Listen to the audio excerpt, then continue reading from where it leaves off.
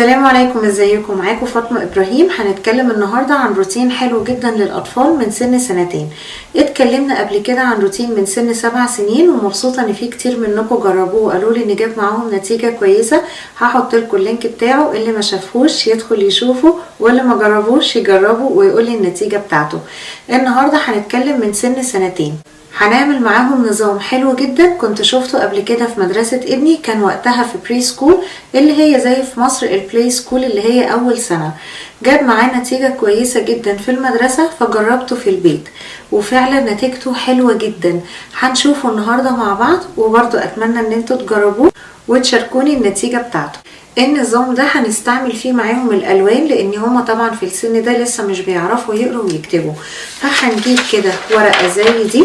الورقة دي انا برضو هصورها لكم بطريقة واضحة وهحطها لكم في اول كومنت وفي صندوق الوصف في اليوتيوب.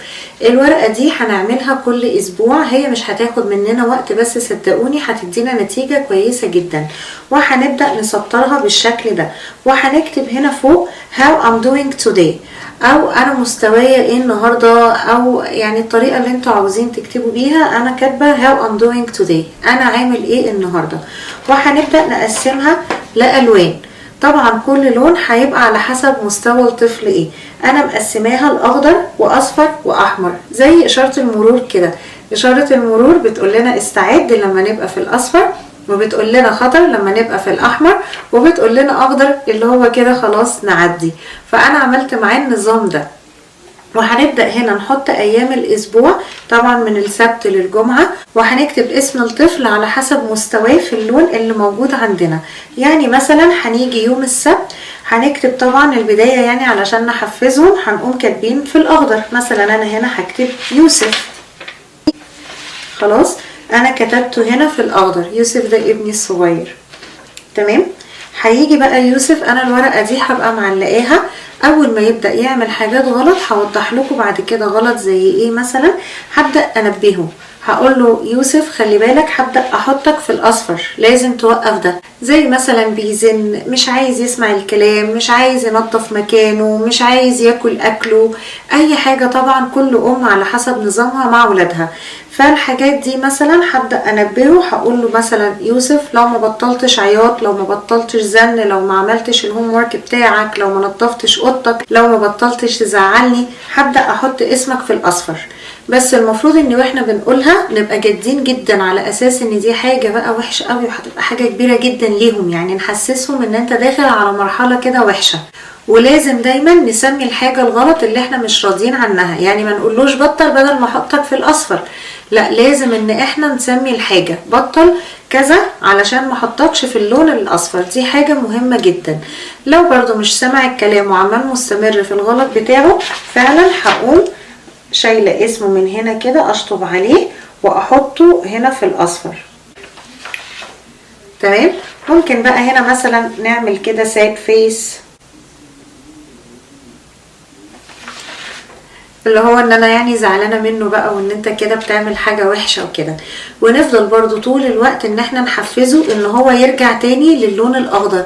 يعني مثلا اللي هو شاطر يا يوسف، انت كده بدأت تبقى كويس، كمل بقى انك تبقى شاطر النهاردة علشان بكرة ترجع للون الاخضر. وبرضو لما نيجي نلاقيه بيعمل حاجة غلط نبدأ برضو ننبهه، خلاص كده لازم توقف، يا اما هتروح للاحمر، والاحمر دي كده هتبقى ليك عقاب جامد جدا. لازم برضو ان احنا نفضل طول الوقت بنحفز فيهم ان يعني لو انت غلطت هتروح للاحمر، ولو انت بقيت شاطر هتروح للاصفر. فعلا لو استمر هنشطب برضو هنا في الاصفر ونحطه هنا بقى في الاحمر. في الاحمر دي بقى لازم يبقى معاها دايما عقاب طبعا على حسب الحاجة الغلط اللي هو عملها. انا عن نفسي بحب جدا ان ابني لما يغلط، طبعا يعني الضرب ده حاجة بتبقى وحشة جدا خصوصا للسن الصغير، بس احسن حاجة حتى انا قلتها في الروتين اللي فات ان احنا نعمل له تايم اوت. التايم اوت ده ان هو يدخل الاوضة مثلا ما يعملش اي حاجة خالص، او يقعد على كرسي بتاع العقاب، اي حاجة زي كده. المهم ان احنا نجمد له الوقت بتاعه. هو ممنوع من اللعب، ممنوع من الكلام، ممنوع من ان هو يعمل اي حاجة فيها فن لوقت معين. المفروض ان الوقت ده بيبقى على حسب سنه. يعني لو مثلا الطفل عندنا عنده 2 سنين التايم اوت يبقى 2 دقيقة، عنده 3 سنين يبقى 3 دقايق، كل ما نكبر سنة كل ما نزود وقت التايم اوت لدقيقة. بس المهم ان التايم اوت ده ولا نرد عليه ولا نخليه يقوم من مكانه ولا نخليه يمسك اي حاجة فيها فن ولا يتفرج على تي في ولا يعمل اي حاجة من دي. ولو ما التزمش نبدأ بقى ان احنا نشد جامد جدا ان يبطل، بدل العقاب ما هيزيد والدقايق هتكتر اكتر. برضو لو لقيناه ما التزمش وقتها بقى باخده الأوضة وبقفل عليه الباب، بس النور طبعا بيبقى والع، وبقوله مش هتطلع بره الأوضة غير لما تبطل الغلط وتقول انا اسف وتوعدني ان انت مش هتعمل الغلط ده تاني. خلاص كده هو خلاص. مثلا لو بقى في الأحمر تمام، هنيجي بقى تاني يوم وهنشوف هو هيعمل ايه. في اليوم الواحد احنا مش هينفع ان احنا نشيل من لون للون. يعني مثلا السبت هو كان في الأخضر راح للأصفر، لو عمال يزن خلاص انا هبقى كويس رجعيني للأخضر او حاجة زي كده، مش هيحصل غير في نهاية اليوم خالص انه يكمل بقية اليوم كويس، وتاني يوم نقوم نقلينه للون الكويس. يعني مثلا لو خلاص خلصنا السبت في الأحمر ويوم الحد بقى يوسف اللي هو المثال بتاعنا بتاع النهاردة بقى كويس، هقوم انا حاطة يوسف في اللون الأصفر مش في الأخضر. مش هنبدأ من الأول، دايما بنقل درجة أو بنزيد درجة. تمام، ما نبدأش من الأول خالص، يا إما هياخدها إن خلاص أنا هبقى كويس في الآخر وتاني يوم هنبدأ من الأول. لا، المفروض إن احنا نحطه هنا بقى كده في الأصفر خلاص، وبرضو نشوف هتبقى كويس هتروح للأخضر، هتبقى وحش هنروح للأحمر. هتبقى زي نظام لعبة، وفي نفس الوقت نبقى احنا طول الوقت بنتكلم مع أولادنا. يفضل بقى ان الورقة دي تكون متعلقة في مكان اللي دايما بنقعد فيه. يعني لو مثلا احنا قعدتنا معظمها بتبقى في الليفينج روم، نخليها معانا في الليفينج روم علشان تبقى على طول قدامه. دي انا بعلقها دايما كده بسلوتاب او بتيب، يعني احطها كده على الحيطة علشان تفضل على طول قدامه على حسب المكان اللي هو بيبقى فيه. وفي حاجة كمان مهمة جدا، ياريت طبعا لو كل اب بقى وهو جاي من بره من شغله او ايا كان يعني كان فين، يرجع يسأل دايما ابنه كان عامل ايه النهاردة. هيرجع على طول ها فين الورقة، مثلا يوسف كان عامل ايه النهاردة، ويشوف هو كان في انهي لون. لو لقاه في الاخضر طبعا المفروض ان هو يشجعه جامد بحاجة زي كده، يكافئه بشوكولاتايه ببونبونية او حتى بلعبة. يعني مش لازم حاجة تبقى كبيرة، بس المهم ان لازم دايما الطفل انه يحس ان في مكافأة وفي عقاب. برضو لو لقاه في لون وحش ممكن بقى ان هو يزعل منه، يقولوا لا ليه كده، عايزين بقى نكمل. يعني المفروض زي ما قلت لكم هي بتبقى لعبة، كل يوم بنروح للون لغاية ما بنوصل لاخر يوم في الاسبوع اللي هو يوم الجمعة، وبنشوف هو خلاص في الاخر وصل لانهي لون فيهم. لو في اخر الاسبوع بقى مثلا في الاخضر، ده بقى المفروض ان ليه عقاب جامد جدا. الحاجة بقى المفروض تبقى على حسب الطفل عامل ايه. من 2 سنين يقدر فعلا يحكم هو عاوز ايه، ممكن بس ان احنا نديله اختيارات. انا عن نفسي بحب دايما اني انا اسأل مثلا ولادي عايزين ان احنا نعمل فاميلي نايت، مثلا ان احنا نولع فيلم بالليل ونقعد مع بعض كلنا نعمل شوية بوب كورن ونقعد نقضي وقت حلو معاهم، او ان احنا نخرج معاهم بره ناخدهم مكان هما نفسهم يروحوا، حتى لو جنينة نلعب معاهم بالكورة نجري وراهم، او ان احنا نلعب معاهم في البيت.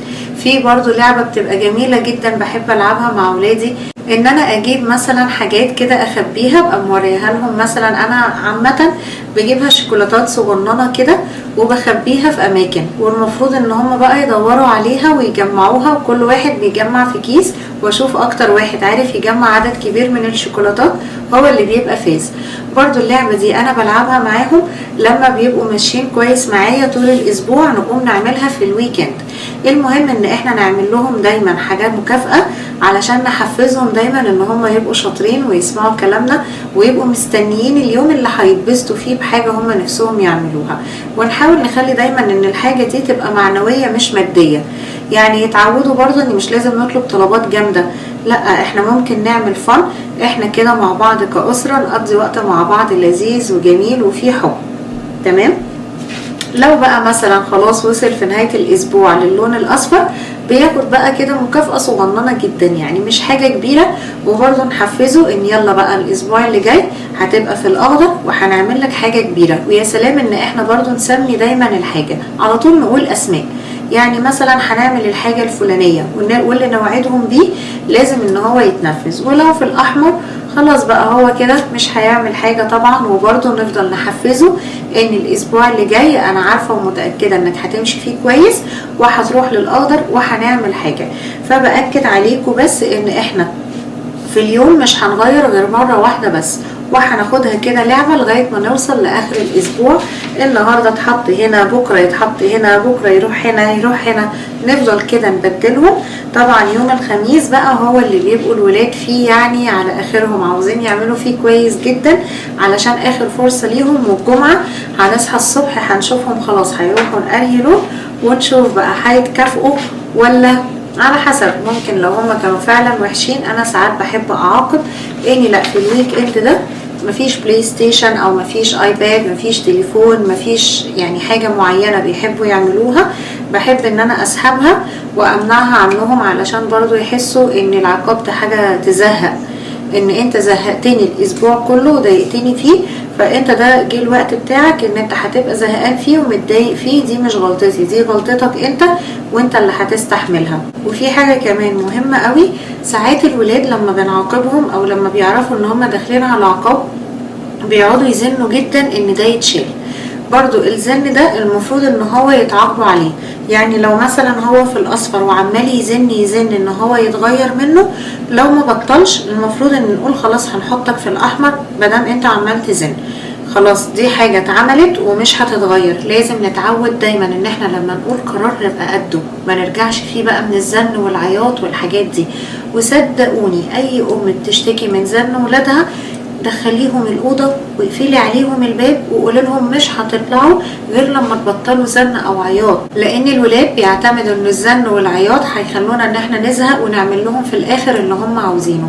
ففعلا احنا لو هنصدع أو حاجة زي كده يدخلوا بس الأوضة ونقفل عليهم وخلاص، هم هيزهقوا أساسا من نفسهم ويبطلوا زن. انا النهارده كنت بس بقول لكم على حاجه انا جربتها مع ابني وجابت معاه نتيجه كويسه، بس ممكن ان احنا ما نلاقيش نتيجه من اول اسبوع، لاني برضو الروتين اللي فات لقيت ناس بتقولي ان يعني ما عنديش طولة بال ان انا كل اسبوع اعمل حاجه زي كده. يعني انا لما جيت عملت الورقه دي ما اخدتش معايا اكتر من دقيقه بالظبط، احنا مجرد بس بنعمل كده كده كده وخلاص خلصت. بس الولاد بيحسوا بنظام. يعني انا اتقالت لي قبل كده من واحده قالت لي اللي تخلف ولاد بالذات لازم تبقى في البيت كانه جيش. طبعا مش كل حاجه ممنوعه وكل حاجه لا، انا عماله اتكلم معاكم كتير ان احنا نعمل فن لاولادنا، بس في الوقت نفسه لازم نعمل نظام. النظام ده بيريح جامد قوي، اذا كان نظام في بيتك، نظام في مطبخك، نظام مع اولادك، حاجه زي كده فعلا بتبقى مهمه قوي ان احنا نعمل دايما كده نظام في حياتنا نمشي عليه، بالذات مع اولادنا. هيطلعوا هما كمان بيعملوا كده ان شاء الله. تجربوه، ومش عايزه تجربوه اسبوع واثنين وثلاثه وخلاص شكرا، لا بجد رجائي ان نمشي عليه اطول فتره ممكنه وما نزهقش. الوقت ده بتاع ولادنا، نحاول ان احنا نطول بالنا عليهم وان شاء الله هنلاقي بعد كده نتيجه كويسه جدا.